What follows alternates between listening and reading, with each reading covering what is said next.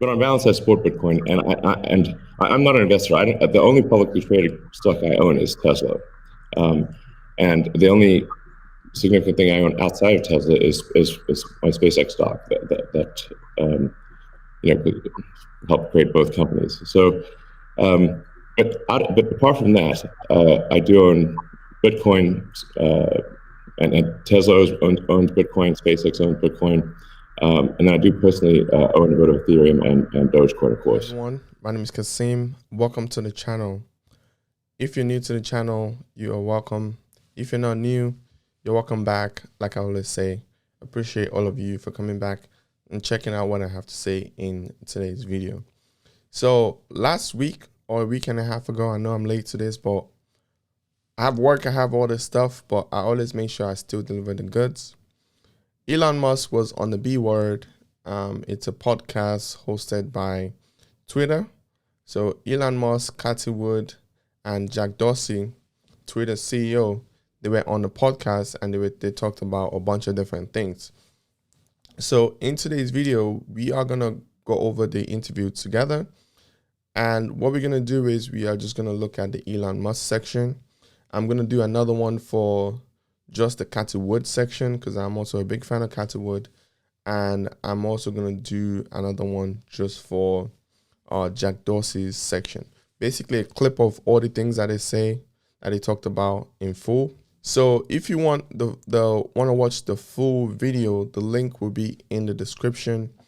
Check under the resources section in the description. The video will be there. So we're going to jump right into it and just start watching the interview.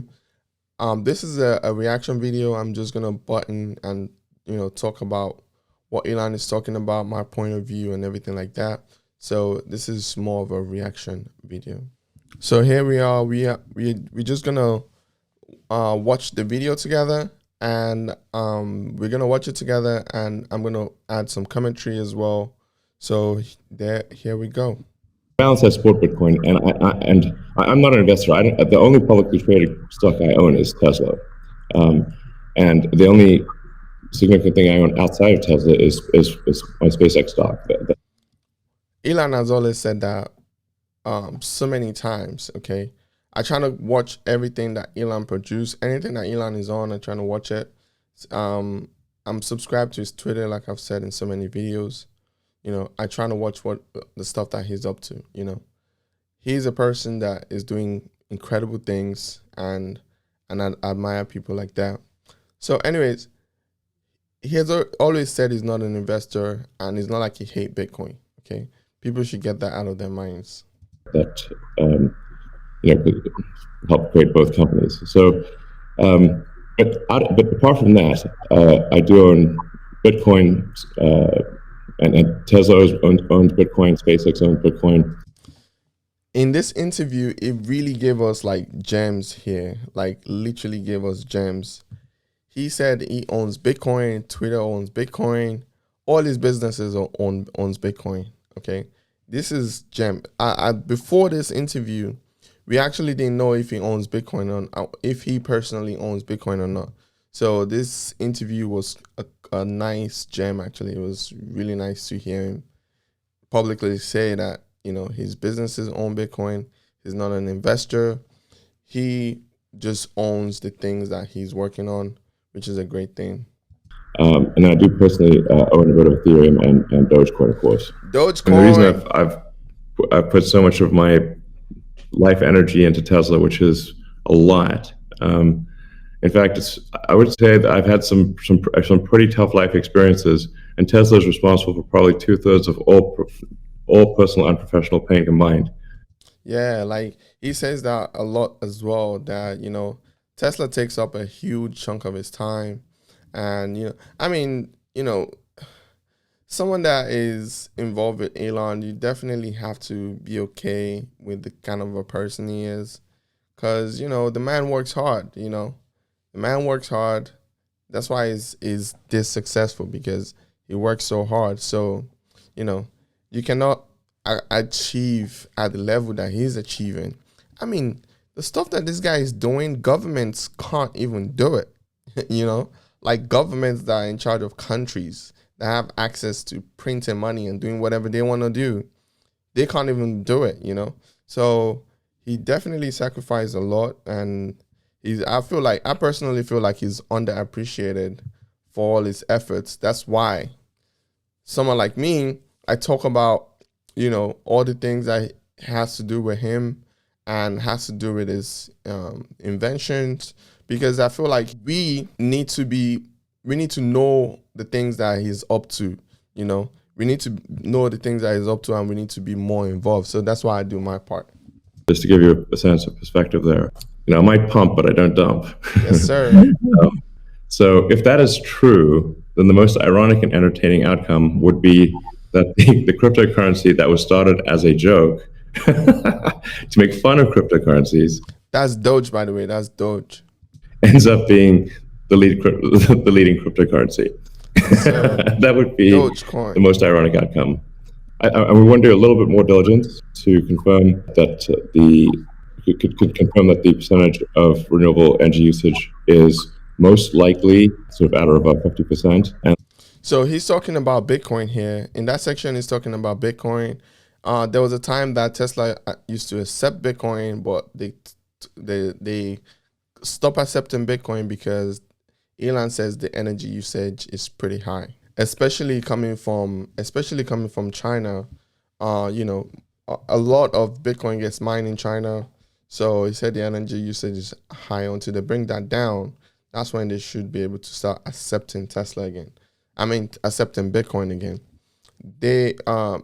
That's exactly what he's trying to say in that section. That there is a trend towards increasing that number, and if so, then Tesla will resume Bitcoin, accepting Bitcoin. Elon, what's influenced your views on Bitcoin? Well, I've thought about money for quite a while, obviously since the PayPal days, and then the companies that preceded that, X.com, which I created, and Confinity, which a lot of people don't know that Elon created PayPal. Like, a lot of people don't know. Like, the guy has been in the game of invention for a minute, A lot of people don't know that he created PayPal. Peter Thiel, Max Levchin, Luke Howry, and others created. When we combined the companies and made PayPal. So I've been thinking about money for a long time, and really, it's best to think of money as an information system, primarily an information system for labor allocation. For practical purposes, it exists in a series of heterogeneous databases, like very different databases in bank mainframes around the world. It moves quite slowly in reality. It seems to move fast sometimes, and it does with PayPal, which is real time.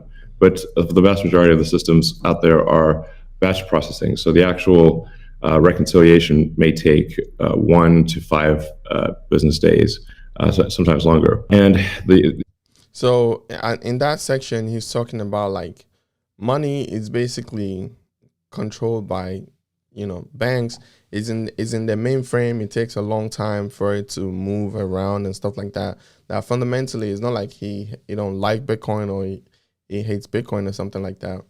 But like, you have the ACH system, which is ancient and still in operation, which is allows transfers effectively like a check would be an ACH transfer, but it's not secure. And you've got the credit card systems, which are also not secure. It would be like handing your username and password to a stranger in a restaurant if you buy a meal.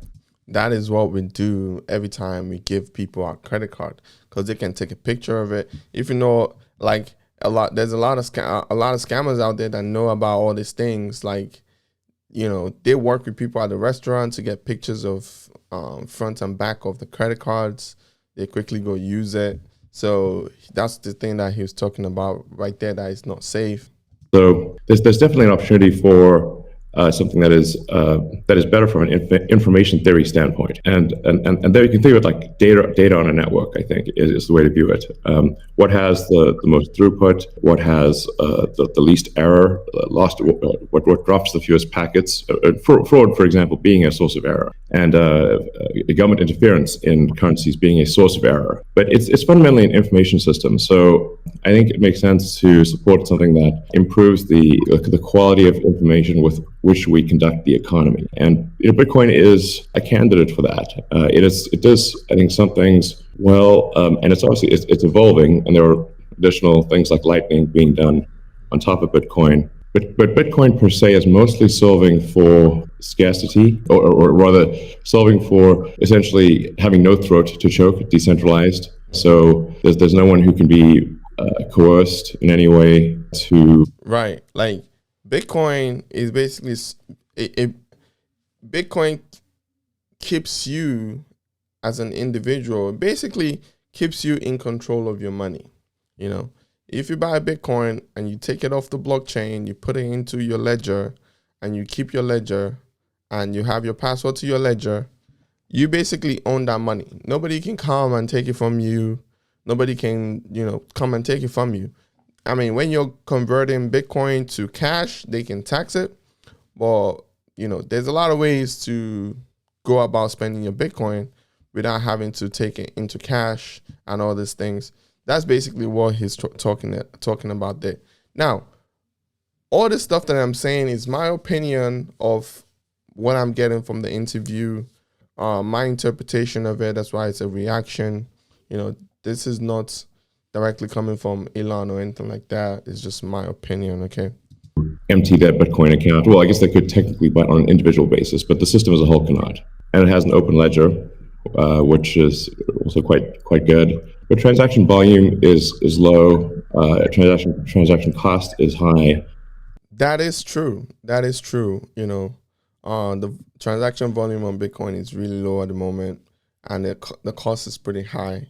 Well, I think over time, technology will solve that, and it will make Bitcoin a bit more easier for everyone to use. And usability for the average person is not yet very good, but it has a lot of potential. And I should say that, like, I'm not, and I apologize for taking a long time, but there certainly is a lot to say. In general, I'm a supporter of Bitcoin and the idea of cryptocurrency in general. But as I've said publicly, we do need to watch out for crypto taking, especially Bitcoin, using proof of work to maybe use energy that's maybe a bit too much and not necessarily good for the environment. But on balance, I support Bitcoin, and I'm not an investor. The only publicly traded stock I own is Tesla, and the only significant thing I own outside of Tesla is my SpaceX stock that could help create both companies. So, but apart from that, I do own Bitcoin, and Tesla owns Bitcoin, SpaceX owns Bitcoin, and I do personally own a bit of Ethereum and Dogecoin, of course. So there you go. That is it. That is a whole crypto holding directly from the man himself. He owns a bit of crypto. Like basically, I own a little bit of all the stuff that he owns. Like I own Bitcoin, Litecoin. I need to get a bit more Ethereum. I own Bitcoin for the most. I need to get more Ethereum, and I have a lot of Doge. So we're doing all right over here. I'm curious your opinion on this. You mentioned earlier about Bitcoin's throughput, or the importance of throughput. Maybe some. Can I just say though, Jack Dorsey's beards? I need one of those. All right, I need one of those beards, man. I need one of those. Concerns around Bitcoin.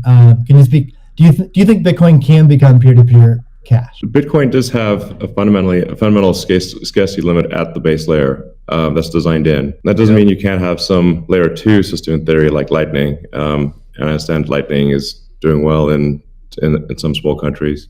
There's some question mark as to whether you need a money transmitter license.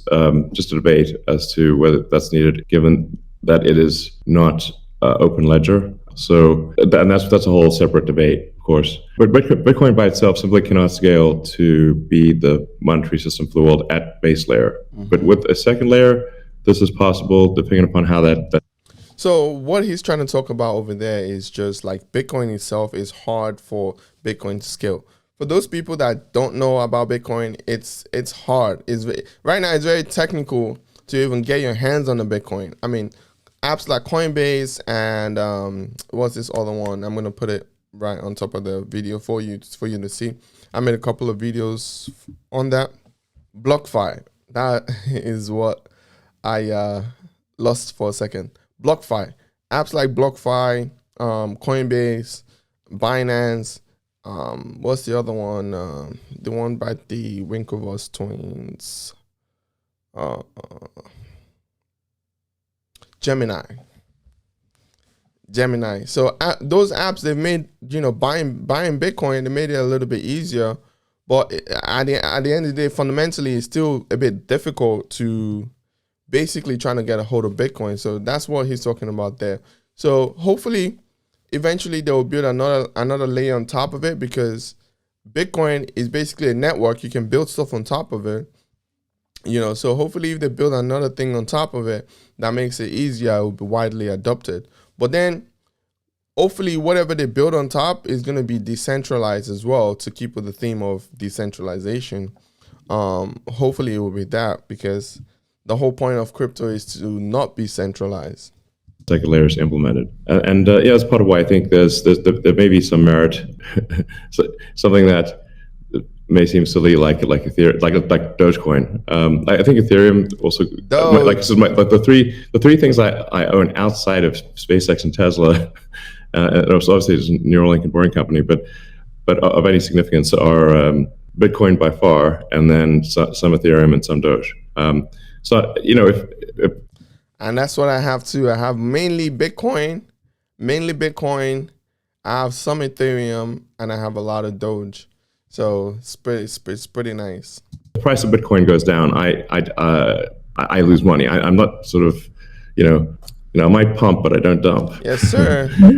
Yes, sir. So it's not a case of I definitely do not believe in getting the price high and selling or anything like that. And I would like to see Bitcoin succeed. This is not a slam on Bitcoin. There's some merit to considering something that has higher max transaction rates and lower transaction cost, and kind of seeing how far you could take a single layer network where the exchanges act as a de facto second layer. I think you can probably take that further than people realize. And as bandwidth increases over time, latency decreases. SpaceX and Starlink is actually playing a role in this. And I think long term people will probably... Yeah, because the more people that have access to the internet, because SpaceX and Starlink, they're basically trying to create internet for global use. Okay, please, Elon, please, let's get SpaceX public so we can invest. Please, we need to invest. I want to invest, but I'm not an accredited investor yet. I can't go do the backdoor way of investing in SpaceX, but I would love to get a piece of SpaceX. Please. Okay. So SpaceX, they created Starlink, and Starlink would be a global internet network. And when more people have access to the internet, I believe it would help a lot of people in the third world, that they can take their money and put it into Bitcoin, and hopefully they still retain the value of their money, because people underestimate, and they can't foresee the power of money for the internet. And especially when internet is global, when absolutely everybody in the world have access to the way you and I have access to the internet right now.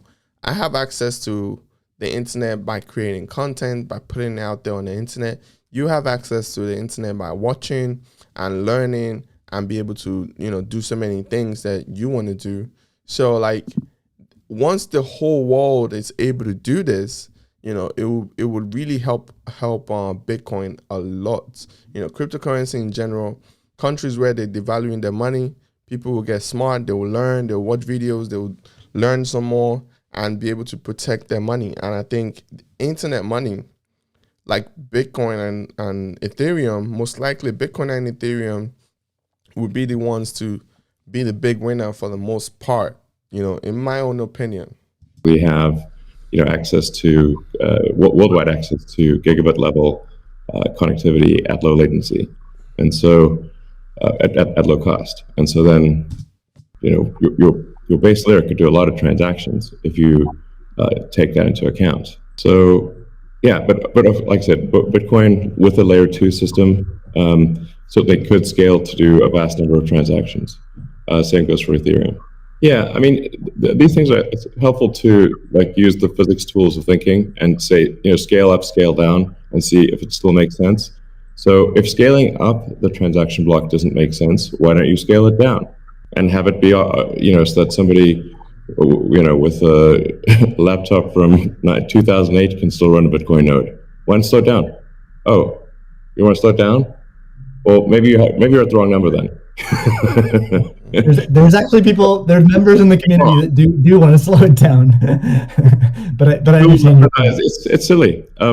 The reality is, like, the average person is not going to run a Bitcoin node. So this is a and Bitcoin. It was a lot of clever ideas, but these parameters were set, I don't know, in 2008 or something. Yeah. Maybe 2009. And there's been some improvements since then, but not a lot. So it's sort of like if in 2008 there was still a non-trivial number of people on modems. Mm-hmm. So now it is quite common to get 100 megabit connection just for a house. Some houses have gigabit connections. And that trend is obviously in the direction of higher bandwidth and lower latency. Yep. The more people get on the internet, the more faster the internet will get, the more people will have access to information. That is the potential for Bitcoin, right? The whole world gain access someday and be able to know about it and be able to get a piece of it. And at the same time, you have a bunch of people in the world that they just want to preserve their money. And because Bitcoin fundamentally has this it fundamentally has this built-in mechanism where you can't just inflate it. You can't produce more just because you want to produce more. It's a very powerful thing, because we haven't had anything in the world that would be able to do that, if you really think about it, until Bitcoin. We haven't, gold, gold was able to do that for a bit, but, you can always dilute it. If you keep on mining for it, you double it every couple of years, maybe every 50, 60 years. But with Bitcoin, this is ingrained in. You can't just change it, So it does fundamentally have a lot of value, to people that can see the potential, that know about the technology and everything. And if somebody else doesn't do it, Starlink certainly will. So I have high confidence that you will be able to maintain a decentralized finance system while still having a much bigger blockchain, aka ASCII text ledger, a hash ledger. You can make the hash ledger bigger without suffering from decentralization as the average connectivity improves, obviously. What idea would be to to put a Bitcoin full node in Starlink terminals? That way more people would be running it. Actually, I have run this by the team at one point. Wow. I had this idea, which is kind of off the wall, but let's say you need a little space heater, and normally your space heater would just be pure entropy.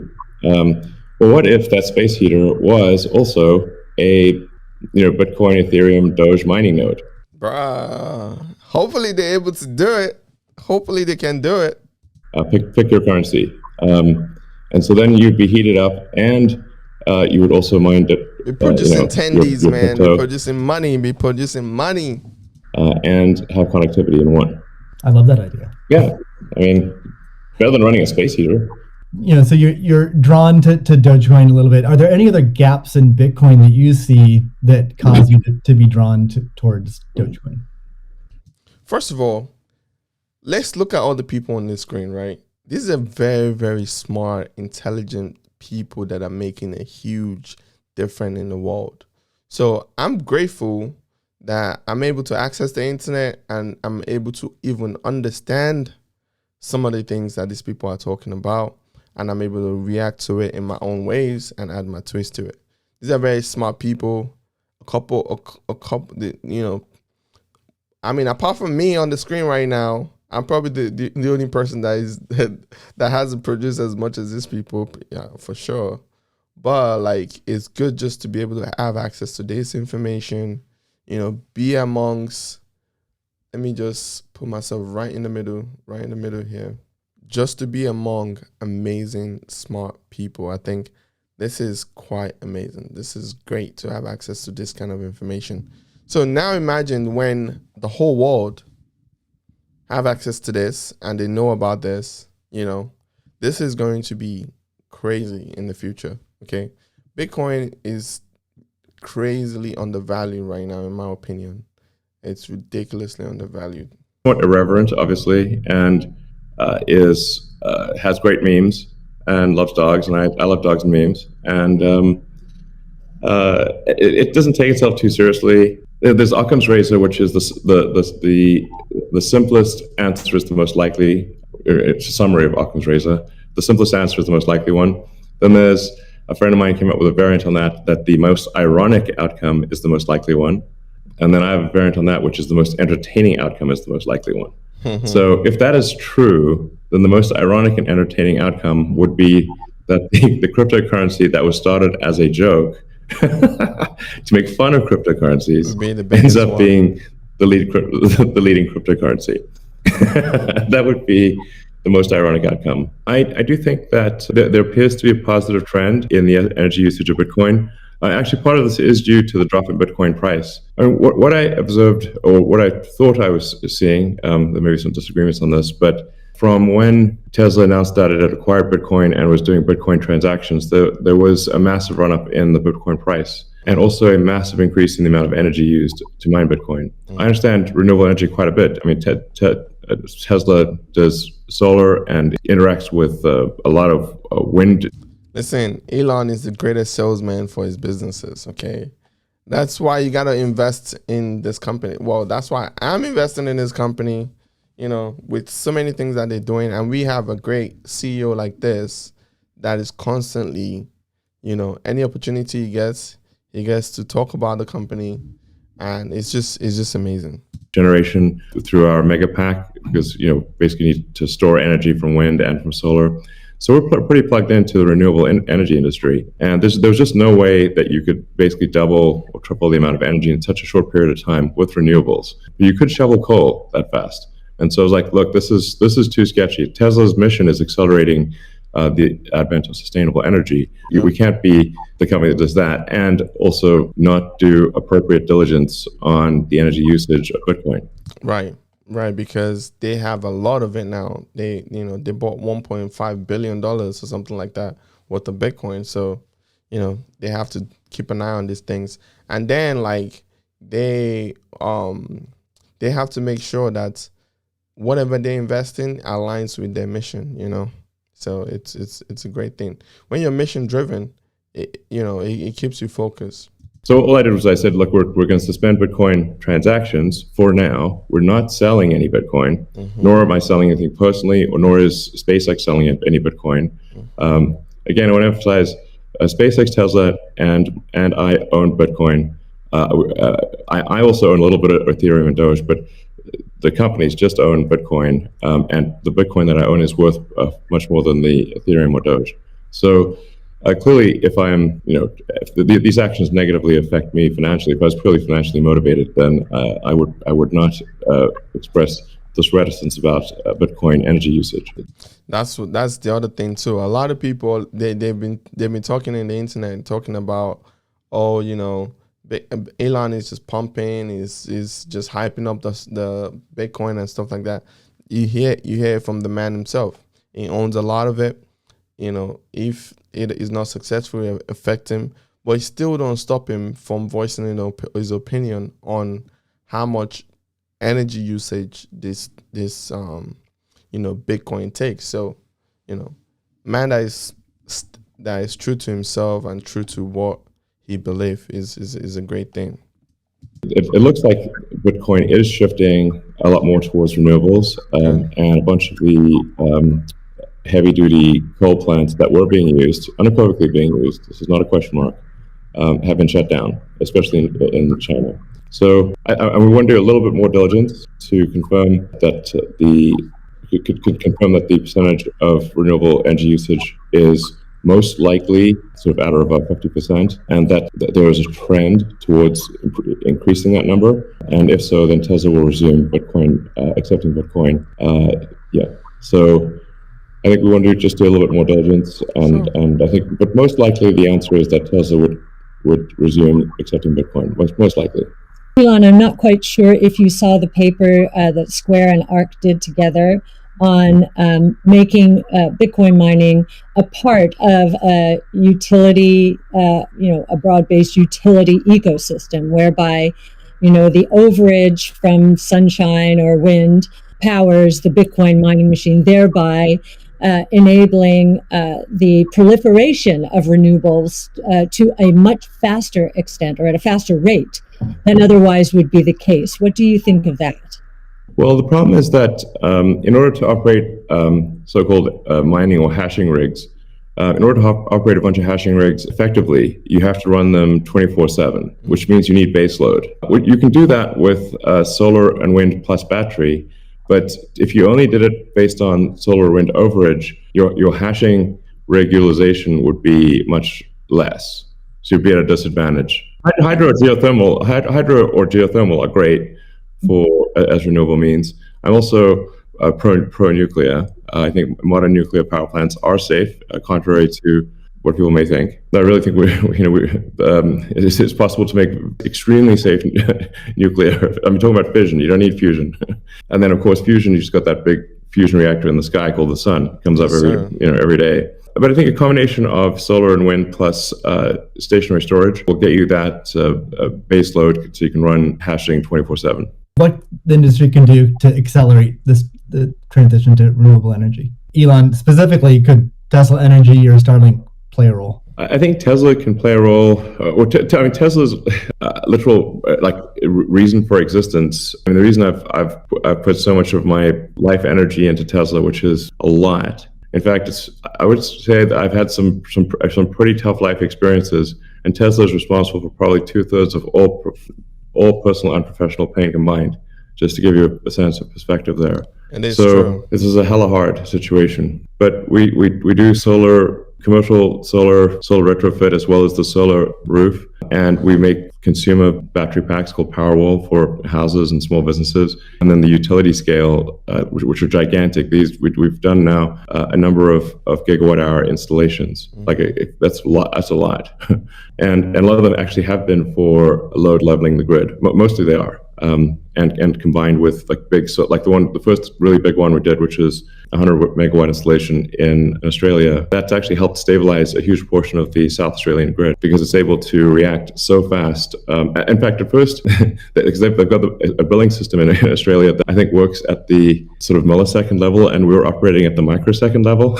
So the system was operating so fast that the measuring system couldn't see it. So Tesla's certainly doing a lot to enable renewables, especially wind and solar. And in fact, the limiting factor for us right now is cell production. Yep. So we need to get our... Yep, that is the limiting factor for them. They need more batteries. They need more, everything that goes into the battery, they need it. They need more, And now that so many other car companies and everything like that, those people are getting into renewable cars, battery-powered cars, that would reduce how much Tesla can get. So battery is definitely the limiting factor for Tesla.